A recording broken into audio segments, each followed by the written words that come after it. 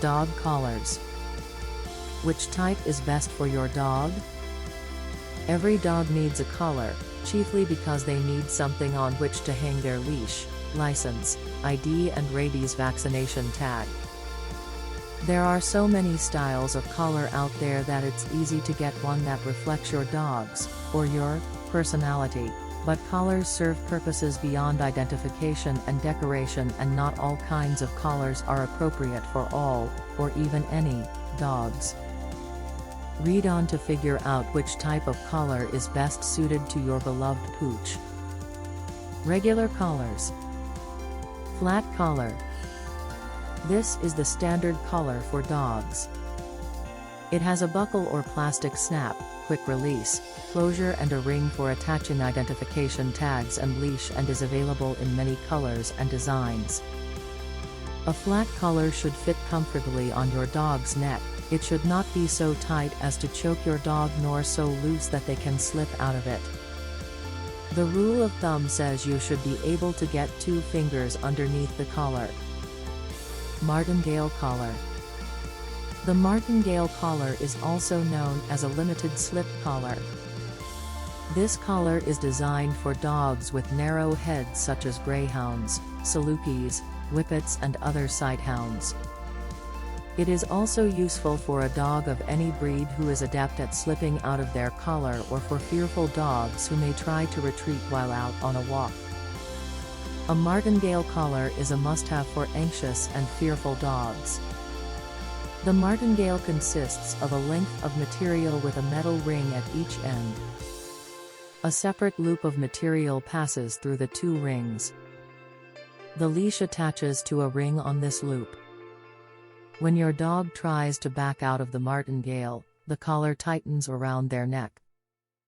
If the collar is properly adjusted, it will tighten just to the size of your dog's neck, without choking them. This is the most humane collar option for dogs who may slip out of their collars. Head collar. The head collar is similar in principle to a horse's halter. One strap of the collar fits around your dog's neck and sits high on the head, just behind the ears. The other strap forms a loop around your dog's muzzle. The leash attaches to the ring at the bottom of the muzzle loop. The head collar is good for strong, energetic dogs who may jump and/or pull.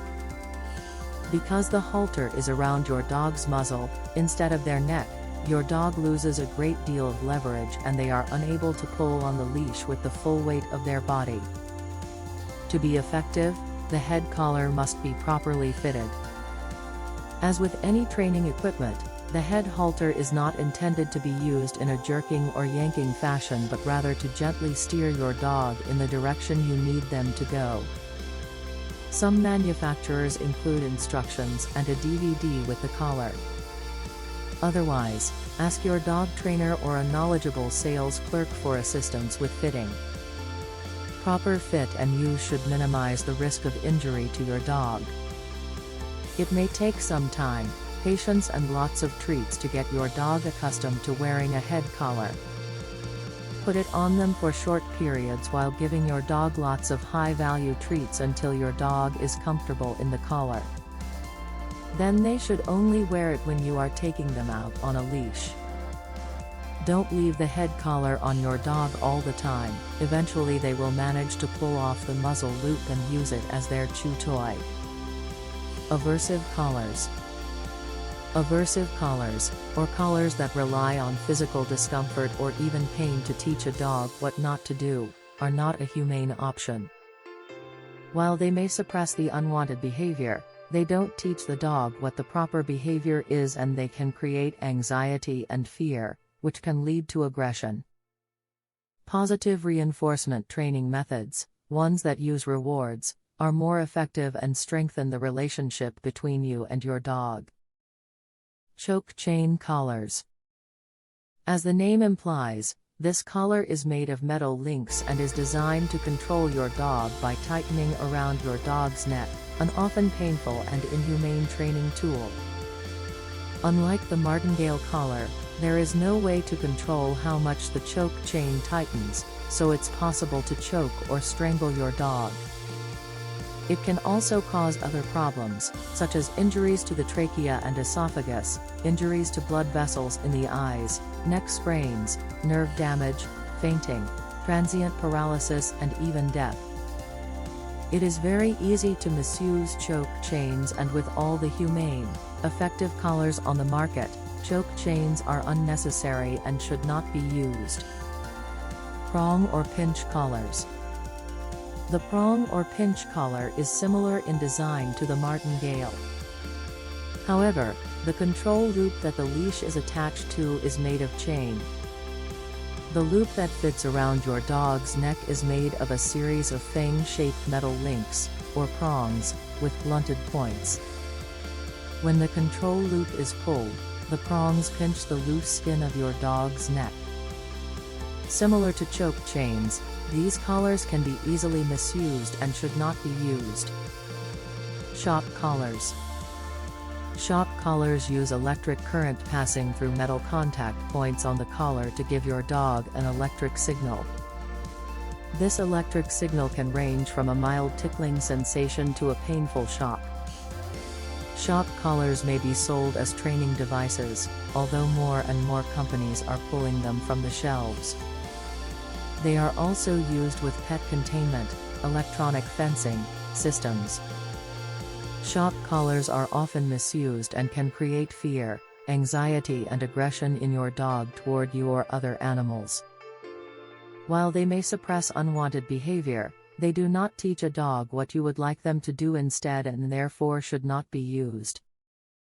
Electronic fencing uses shock collars to deliver a shock when the dog approaches the boundaries of the fenced area. Typically, the shock is preceded by a tone to warn the dog they are about to get shocked. While the dog will be shocked if they run out through the electronic fence, they will also be shocked when they re-enter, leading to dogs who are unlikely to return home. Special use collars. Bark control collars. Though several types of collars are available to control excessive or unwanted barking, none of them address the root cause of the barking. Dogs bark for several reasons, such as fear or territorial behavior. Though some bark collars may reduce barking, they will not reduce the stress causing the dog to bark. Spray barking causes these collars to emit a burst of citronella or air, which interrupts and deters your dog from barking. Spray collars will sometimes not react to high-pitched barks, making them ineffective. Tip: don't use a spray collar when your dog is with other dogs. Another dog's bark may trigger your dog's collar.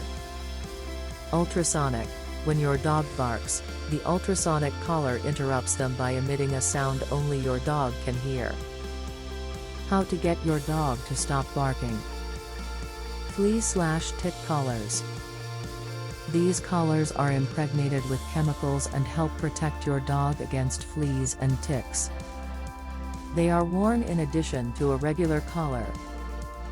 Be sure to check how long the flea/tick collar is effective and be sure to replace it as recommended. Vibrating collars. This type of collar uses vibration, not electric shock, to get your dog's attention. Vibrating collars can be useful to train a deaf dog who can't hear your voice or a clicker. Elizabethan collars. The Elizabethan collar, or e-collar, is a wide, plastic, cone-shaped collar used to prevent your dog from licking or scratching wounds and/or after a veterinary procedure while they heal.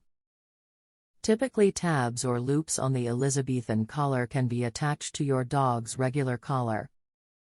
Some models have hook and loop closures to secure them. These collars come in a variety of sizes to ensure proper fit for your dog. Your dog should be able to eat and drink with the collar in place, but not be able to reach the healing site.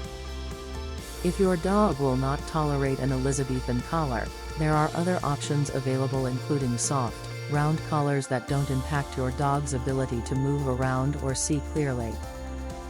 GPS collars. This collar uses global positioning satellite technology to help locate your pet if they get lost. While these are a great option in recovering a lost pet, they often rely on the availability of satellites and battery life, making them less effective in remote areas. Let me know, what do you think? Looking forward to your comments.